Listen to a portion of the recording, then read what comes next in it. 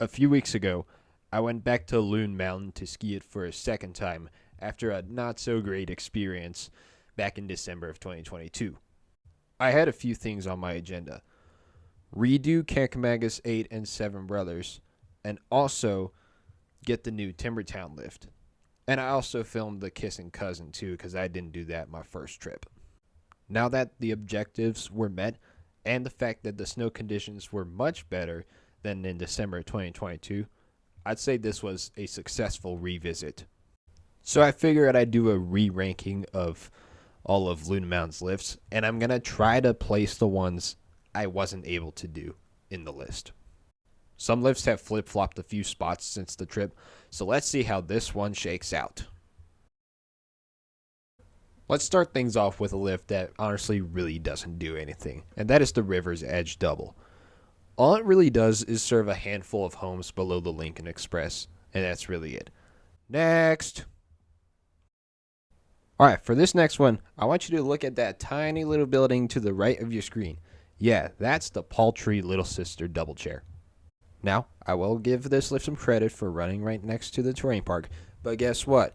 The Seven Brothers Express also runs next to this lift the whole time. So what's the point? Gotta put some Queens of the Stone Age on. I'm done. Oh, buddy, here comes one of my worst nightmares ever: the phone booth gondola. I disliked this lift when I first rode it in 2022, and my opinion has not changed in 2026. Why am I even wasting my time talking about this? Oh, I know. Because it's the main base to Summit Gondola at Loon, and everybody wants to go all the way up to the summit first thing in the morning, so no wonder it gets slammed with the 15 to 30 or an hour minute line. I don't know. I'd rather take Seven Brothers instead. Put my skis on, take a chairlift, more capacity. There you go. It legit feels like riding in a phone booth, and I cannot spread out at all.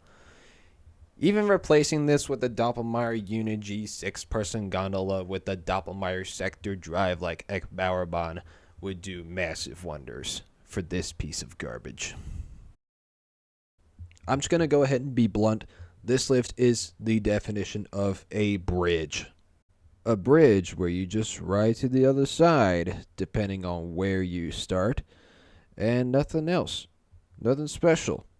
Just a 4-minute ride through nothing but boredom. Moving on. Goodbye. Whoa, wait a second.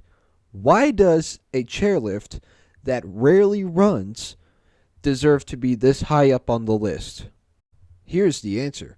When it is running, you get to bypass the gondola, and it puts you at the same spot as the gondola without taking your skis off. Isn't that wonderful? Trying to be funny just ain't working, okay? Let's just get down to some serious talk and move on with our lives. Let's make this talk relevant to the Kissing Cousin Double over by the Governor Adams Lodge. Unlike Little Sister over by Octagon, this one runs regularly. Amazing. Because of this, it is a little better than the Little Sister Double Chair. But honestly, I'm feeling a little... Excuse me. Wait, whoa, what is this? What's going on? I've never seen this before. Help! Oh, right. This is the Timbertown quad chair. They put this one in after my first trip to Loon. Why am I so alarmed all of a sudden? That was just weird. This pod really does feel like a miniature bucksaw from the loaf. It is literally a smaller version of the West Mountain expansion at Sugarloaf. And I'm all for it. I'll take it. Great job, Loon Mountain. The only issue I have with this lift is the operating schedule. Like, Loon, come on, you gotta be running this thing more consistently. It doesn't need to be left hanging in the middle of the week. There's clearly a parking lot at the bottom of this lift that people can use as overflow. Understand that. Would you like to hear why Seven Brothers Express has dropped from number 3 to number 4? Well, you're about to find out right now. Pros: this is a far superior alternative to the gondola and serves a handful of fun blue cruisers. And you can also get to the North Peak Express fairly easily. Downsides: Kankamegas 8 ends higher than this lift, so you can access everything off this lift from the Kankamegas lift. And that's also part of why it didn't run the middle of the week during the first few weeks of the ski season. I just have one question. Are you incentivizing people to take the gondola more by not running this lift in the middle of the week during the first few weeks of the season? I'd rather keep my skis on than not get stuck in a phone booth of all things. Or I could just take the next lift on this list. Well. Kankamegas 8 is back in the house. Hello, Kankosaurus Rex. Now, if I remember correctly, the lift came to a sudden stop 2/3 of the way up, and we were stuck there for 15 minutes before being slowly evacuated off the lift. Well, good news. That didn't happen again. Yay! I just find this lift to have more exciting terrain options and better variety. You got North Star, Rampasture, Blue Ox, Coolidge Street, Picked Rock, and Speakeasy. All these are wonderful, amazing trails in this pod.